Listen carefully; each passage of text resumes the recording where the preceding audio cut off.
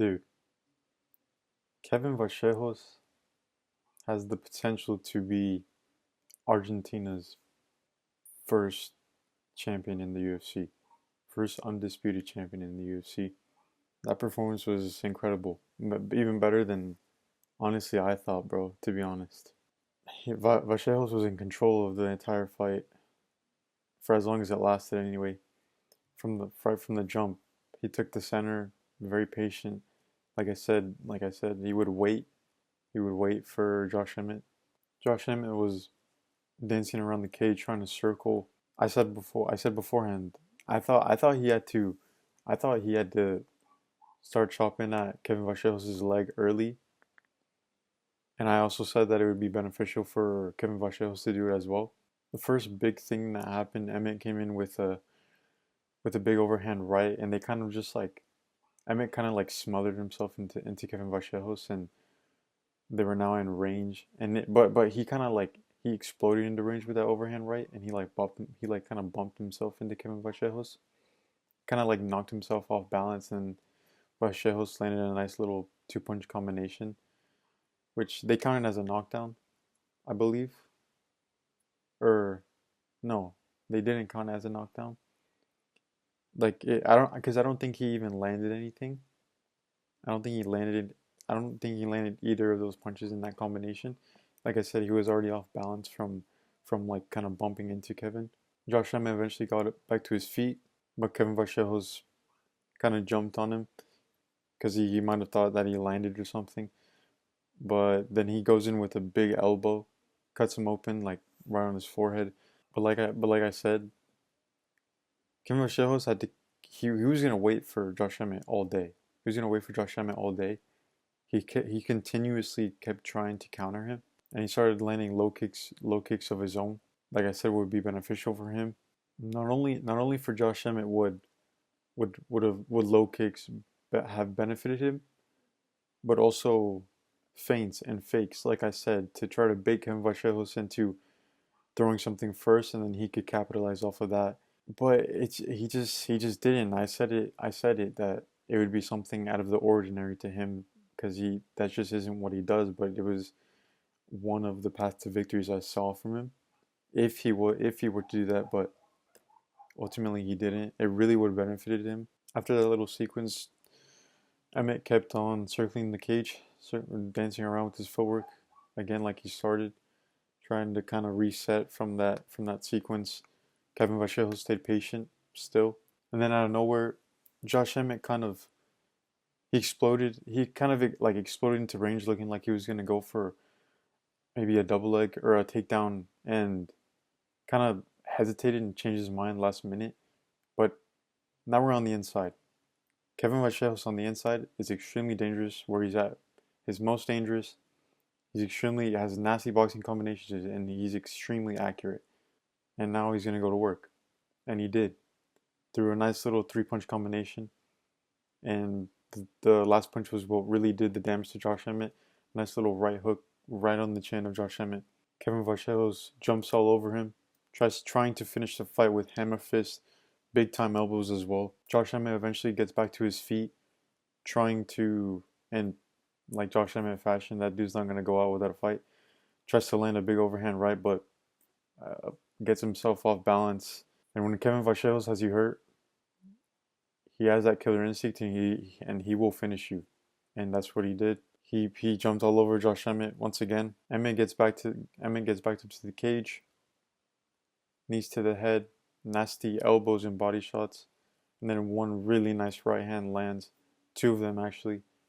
Herb Dean calls the fight is done, and man, but even better than I expected. I thought Kevin Vallejos would win this fight, but I didn't think it would be as quick and as dominant as this was, man. I thought Josh Emmett would at least get into the second round. It just this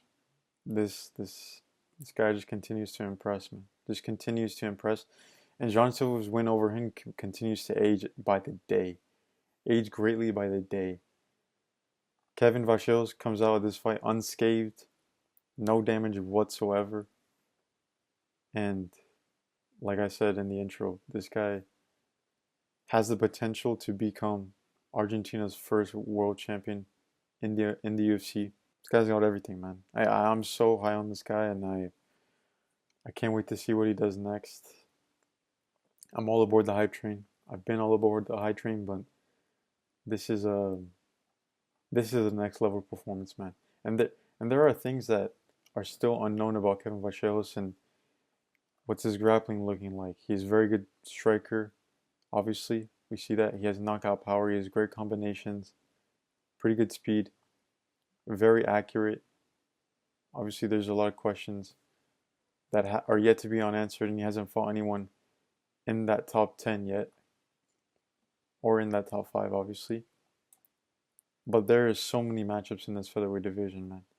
And things are going to be moving around in the next few months for the featherweight division.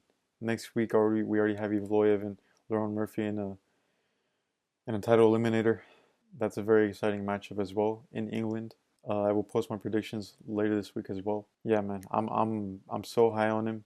Congrats to him. Respect to both of these guys. Josh Emmett is an absolute dog. Love watching him fight every time.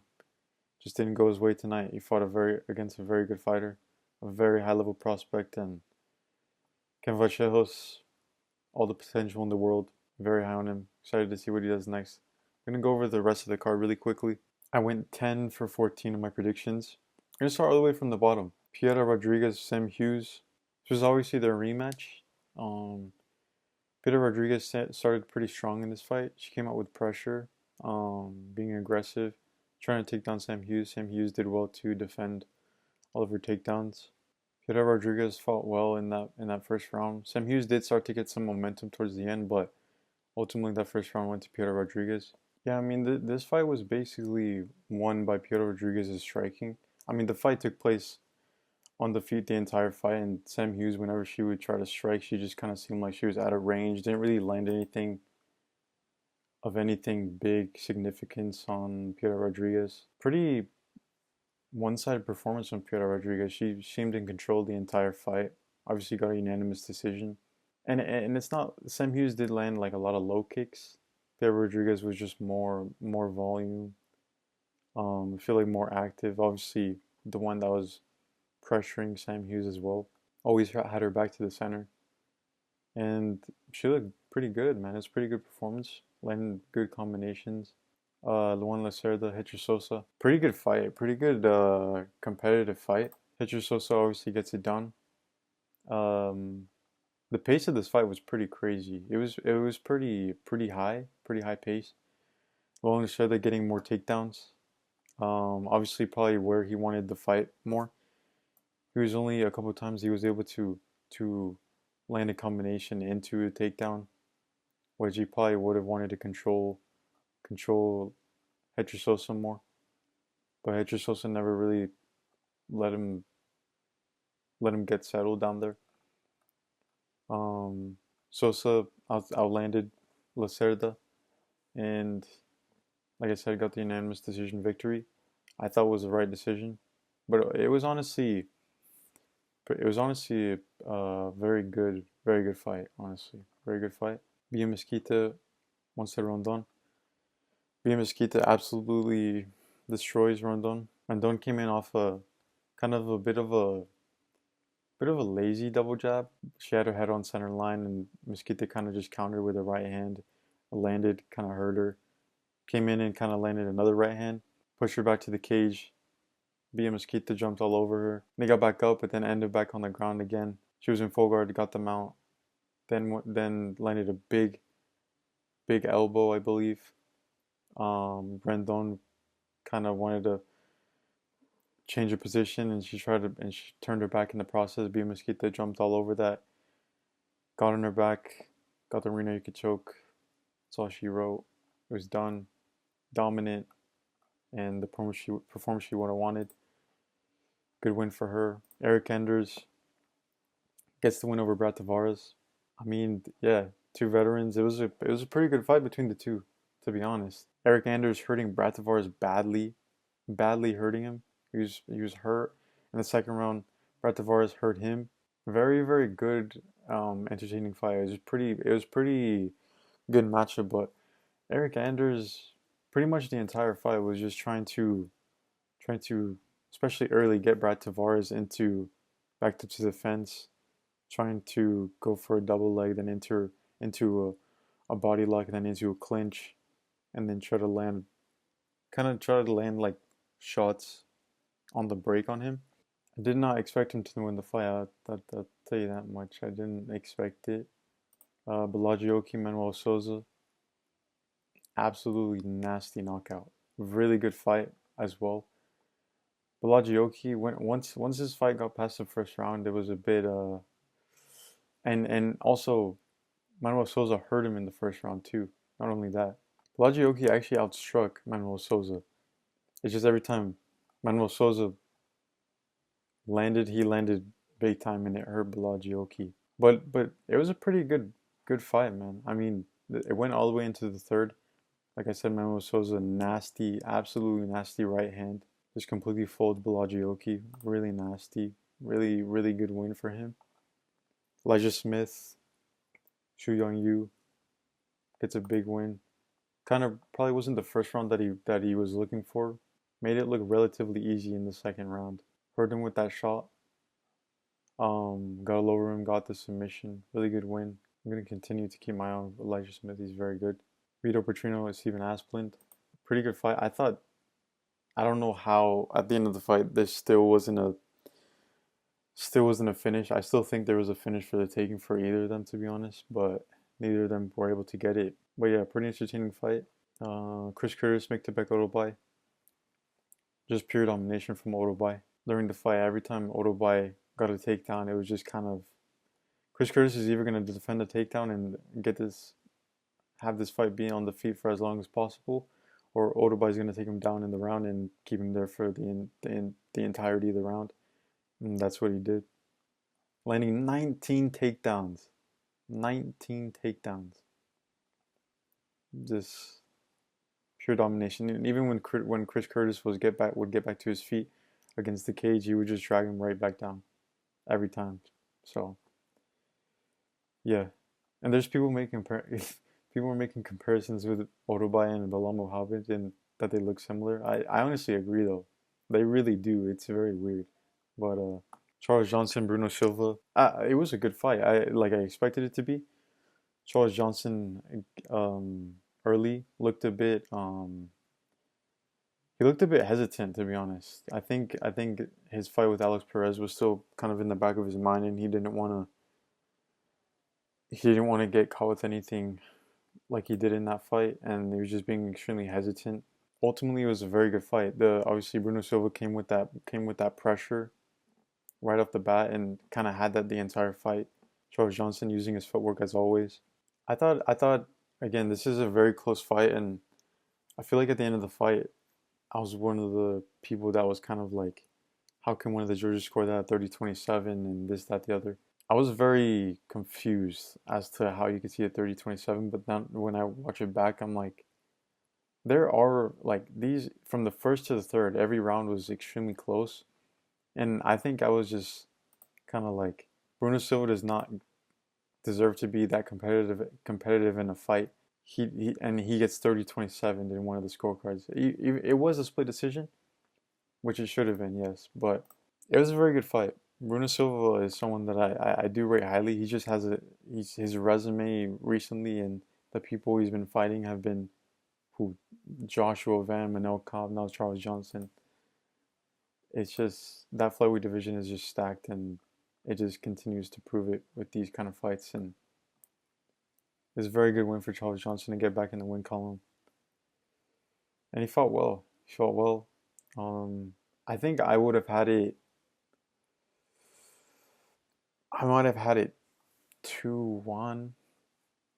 Obviously to Charles Johnson. I thought Charles Johnson won 100%, but when I look back on it, there was these rounds were extremely close to score, to be honest. But at the end of it, I knew Charles Johnson had won. Jan Kuzulaba, Umar Sy completely destroyed Umar Sy. Completely destroyed him. Was able to get a big takedown and submission. And that's it. Jan Kuzulaba recently has completely evolved his game.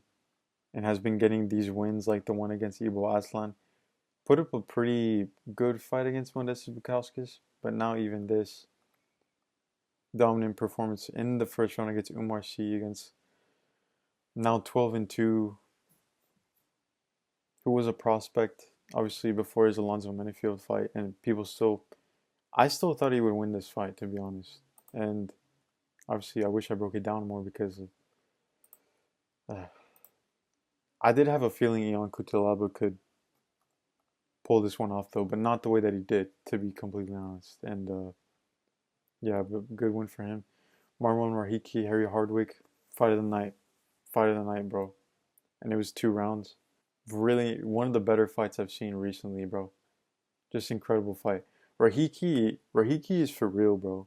Rahiki is for real. That dude is nasty in his combinations, especially when he has your hurt, bro. He does like to be in the fire though. He's very technical, but he loves to fight, bro. That's what I see when I see Rahiki. But Harry Hardwick is so game, bro. That man is so tough. All my respect to Harry Hardwick, bro. This was an incredible fight. This is one of the better fights I've seen. Obviously, got my prediction wrong, but I honestly don't even care, to be honest. Andre Fili, Jose Delgado. I thought it would be a more dominant performance from Jose Delgado. Like, if I'm being completely honest. But Andre Fili was game. And I feel like what really troubled Jose Delgado was the constant stance switching of Andre Fili, because I feel like it's something Jose Delgado does anyways, and it kind of just made it even harder. Like they Jose Delgado switched stance anyway. That's just a normal fight style, and Andre Fili was doing it as well. It made it a bit hard for him to really land the shots that he wanted. But Andre Fili ended every round with the takedown. Uh, he was the veteran in this fight, and he just made things difficult for Delgado. I would have scored it. I thought it was very close, to be completely honest. I thought it was 1-1 going into the third. I thought Delgado did enough in the third round to win the fight, but the last round was extremely close as well, to be honest. But I ultimately did think that he won, but it was harder than I thought it would be for Jose Delgado. Nonetheless, got the win. Ahmed Lemos, Julian Robertson. Julian Robertson got the win. Was also very competitive. Was competitive, but ultimately at the end of the fight, I thought Julian Robertson won. Her grappling is very. This was a very, very high level grappling, but ultimately at the end, I thought Julian Robertson had done enough to win. But and she'll probably get a title shot. To be completely honest, I think she probably will. I mean, I don't know what's going on with Zhang Weili and anything and when she's planning on returning. But I think Mackenzie Dern and Julian Robertson will probably fight each other for the belt. So it was a really good card overall, bro. Really, really good fight night card. Like I said, bro, Kevin Vajellos continues to impress, and he continues to climb featherweight rankings. Should be fighting someone in that top 5, top 7 range. Excited to see what he does next, and yeah, man.